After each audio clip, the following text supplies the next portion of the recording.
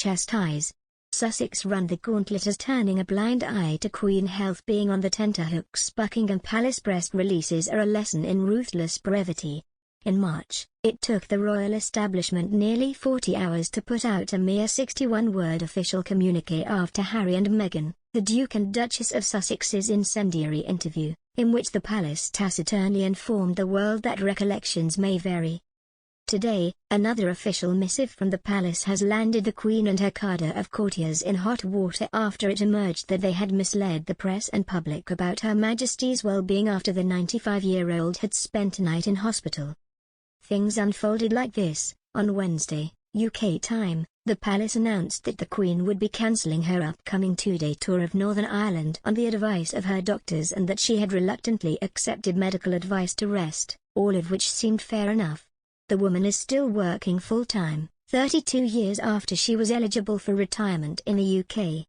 Palace officials said she was resting at Windsor and thus, satisfied that Britain's longest-reigning sovereign wasn't in any serious danger. Monarchists, royal writers and the Buckingham Palace gift shop managers all breathed a sigh of relief. Imagine the run on commemorative china. The world is just not ready for that pandemonium yet. So, box sets and maybe some mock turtle soup on the couch seemed just the ticket.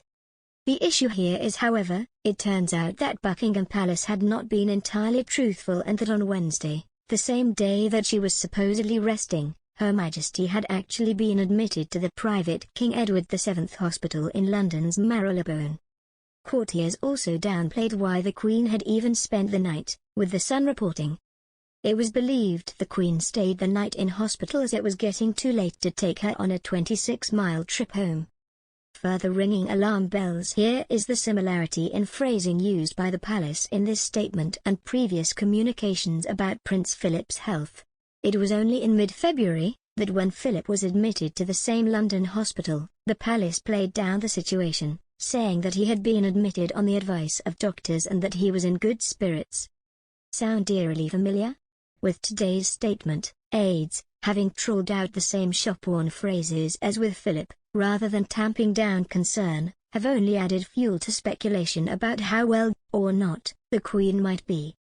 While the Queen is now, truly, at home at Windsor, the events of the last 36 hours have set a very worrying precedent. Going forward, how much of what the palace tells us can we believe? And, if they have not been entirely honest about this, what else might they be keeping from us? While these might seem like relatively trivial concerns, what you've got to think about here is the woeful timing of this week's botched handling of things. The question of trust in the palace has been a serious issue for the last 2 years. Prince Andrew's friendship with a convicted sex offender and moves by palace to seemingly shield him from the fallout only created the impression of the venerable house closing ranks to protect one of its own. Trust in the royal family was only eroded further when Harry and Meghan went public in March and painted a picture of an evasive palace who refused to address damaging press reports about the Duchess and which was tainted by a vein of institutional racism. These two separate PR catastrophes have had the very serious consequence of introducing dangerous seeds of doubt into the public's mind about just how straightforward, or not, the royal house is with the public. While an imperious palace haughtily not deigning to be forthright might have flown back in the days of the sun never setting on the empire, we are long, long past that.